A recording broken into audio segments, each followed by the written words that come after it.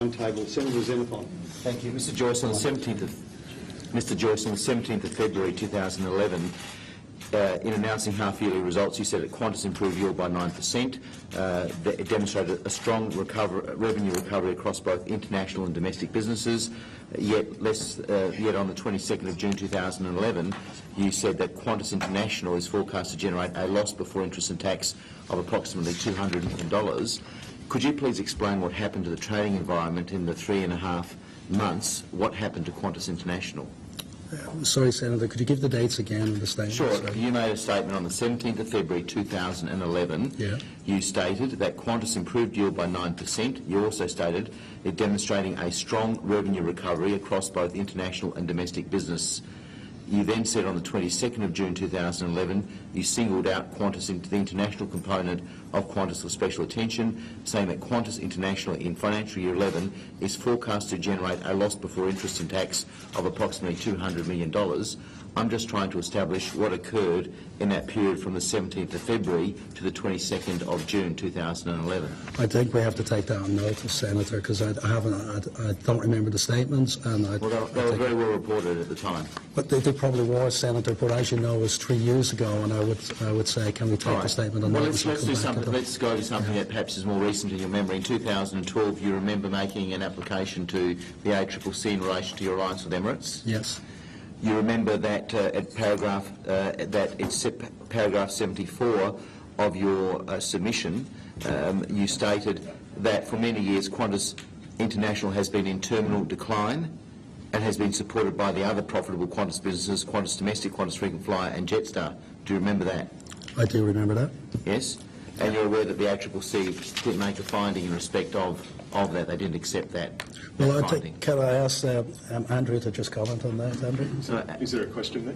Yeah. No, I'm saying you acknowledge the ACCC. I do acknowledge that they didn't accept that.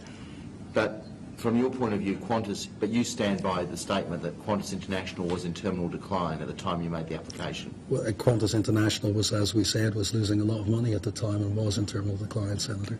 Right. And so, Andrew, do you want to comment on that? No. Can I just? There are time constraints, so I just want to do that. So, is Qantas International still a significant problem for Qantas? Absolutely. In the first half of this financial year, it lost over $250 million, so it is a significant issue. Right. Thank you. But can you just explain this to me? And I've seen the interview, and I'm reading from the transcript of the interview that you did with Sarah Ferguson of the 7:30 program on the ABC on the 27th of February of this year. She asked you, yes, but you haven't attacked the big loss routes in South America and South Africa. You said, but you don't know the route profitability of Qantas. And can I tell you that every route that's left generates cash for us? Yes. So that means that... Senator... Sorry, can you just explain that to me, the contrast between the two? Sure, Senator. You're saying that there's a loss, but you're now saying that Qantas International is cash flow positive. So there is a difference, as you know, Senator, between a P&L and a cash flow position. And I'll let Gareth talk about that, Gareth. Yeah, I think the difference that you're talking about, Senator, is exactly that, the difference between the P&L and the cash flow. Our international business has about $800 to $900 million worth of depreciation charged to it every year, the depreciation of the aircraft fleet primarily and the other infrastructure that the international business uses.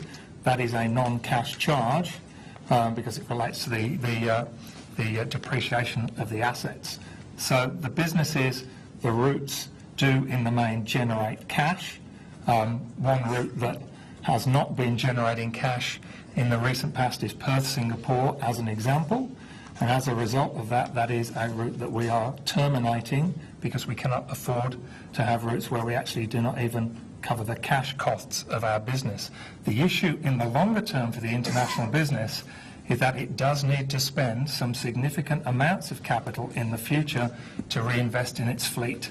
Today, we have a good fleet with great product, and in fact, that fleet is moving into a simplification phase, and part of the transformation is that it will need to reinvest at some points in the future. And Senator, that's an important issue. You can generate cash, but if the cash is not sufficient enough to generate the renewal and the replacement of the fleet, then a business is in terminal decline. and that's a definition of terminal decline, because if you cannot replace the assets eventually, then that business is not going to be able to renew, it's not going to be ongoing. So the requirement for us to turn the business around so that it covers the cost of the replacement of its aircraft is critical, because that is how the business can renew itself and continue to operate and continue to grow. At the moment, when the business is not covering the depreciation on its assets, it is in a business that cannot afford to replace those assets into the future.